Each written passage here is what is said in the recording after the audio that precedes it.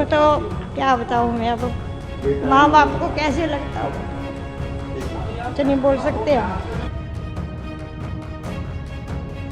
गाजियाबाद के राजनगर स्थित राज empire society निवासी हरीश राणा की 13 वर्षों की मौन पीड़ा को बड़े पर्दे तक पहुंचाने की तैयारी शुरू हो गई है। मुंबई के एक लेखक निर्माता ने कोमा में जीवन और मृत्यु के बीच झूलते रहे हरीश के संघर्ष पर बायोपिक बनाने की इच्छा जताई है। इस विषय को फिल्म के रूप में प्रस्तुत करने के लिए उनके अधिवक्ता मनीष जैन से संपर्क किया गया। हालांकि मामले की संवेदनशीलता को देखते हुए अधिवक्ता ने निर्माता से कुछ समय इंतजार करने के लिए कहा है। अधिवक्ता ने बताया कि ये कहानी केवल एक बीमारी या कानूनी लड़ाई नहीं, बल्कि एक पिता के साहस, परिवार के धैर्य और न्यायपालिका की संवेदनशीलता की मिसाल है। सुप्रीम कोर्ट के फैसले के बाद हरीश को दिल्ली स्थित एम्स के पैलिएटिव केयर वार्ड में भर्ती कराया गया है, जहां वो असहनीय पीड़ा से धीरे धीरे मुक्ति की ओर बढ़ रहे हैं।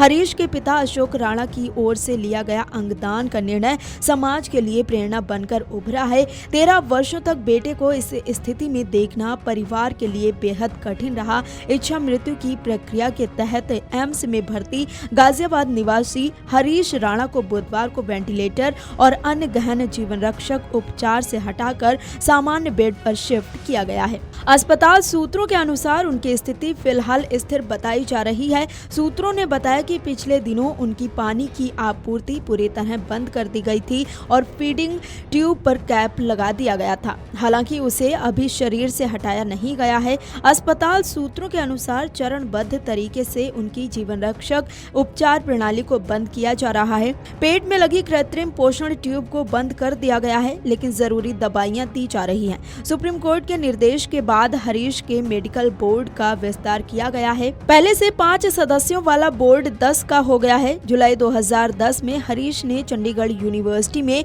सिविल इंजीनियरिंग में दाखिला लिया था। साल 2013 में वो अंतिम वर्ष के छात्र थे। इसी दौरान अगस्त 2013 में रक्षाबंधन वाले दिन बहन से मोबाइल फोन पर बात करते हुए पीजी की 4थी मंजिल से गिर गए थे।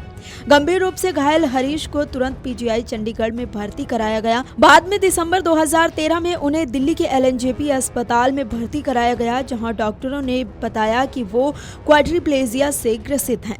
इस स्थिति में उनके हाथ पैर पूरी तरह निष्क्रिय हो गए और वो जीवन भर बिस्तर पर रहने को मजबूर हो गए।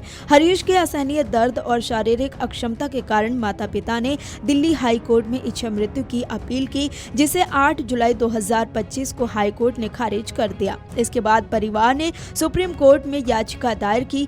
करीब 8 महीने बाद 11 मार्च 2026 को सुप्रीम कोर्ट ने हरीश को इच्छा मृत्यु की अनुमति दे दी। इस पूरे घटनाक्रम के बीच हरीश की मां की हालत बेहद भावुक कर देने वाली है। उनके चेहरे पर गहरा सन्नाटा दिखाई देता है। वो ज्यादा बोल नहीं पाती और कुछ कहते ही उनकी आंखों से आंसू निकल आते हैं। वो कहती हैं कि कौन माँ बाप अपने बच्चे को इस स्थिति में देखना चाहता है, जिसे जन्म दिया, पाल पोस कर बड़ा किया। उसे इस हालत में ले जाना किसी भी माता पिता के लिए आसान नहीं होता।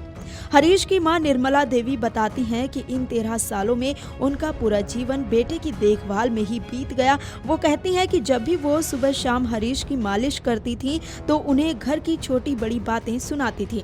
वो दिन भर की घटनाएं बताती और कई बार घंटों तक इस उम्मीद में बैठी रहती कि शायद हरीश एक बार पलकें झपका दे। अगर वो कभी उबासी लेते, छींक आती या आंखों के आसपास की त्वचा हल्की सी फड़कती तो हमें लगता कि शायद उन्होंने हमारी बातें सुनी है। उसी से हमें ये सुकून मिलता था कि वो हमारे बीच हैं। Video desk amarujala.com। अगर आप ये वीडियो YouTube पर देख रहे हैं तो हमारे चैनल को सब्सक्राइब कर बेल आइकन दबाएं और Facebook पर देख रहे हैं तो हमारे पेज को लाइक करें।